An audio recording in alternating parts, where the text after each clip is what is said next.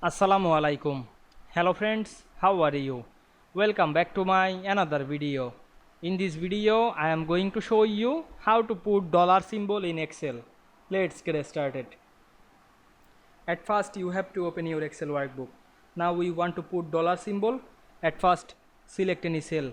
Then go to the insert menu. Select the symbol option. Now we can see here the symbol, many symbol. Now you can choose any symbol. Now we can see here the many symbol here. Now we want to added the dollar symbol. We can see here many symbol. You can add dollar symbol.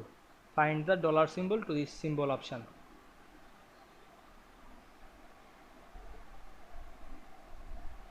Now I am select the dollar symbol.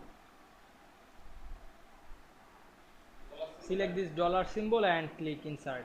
Then close the panel. Now we can see we insert or put the dollar symbol in Excel very easily.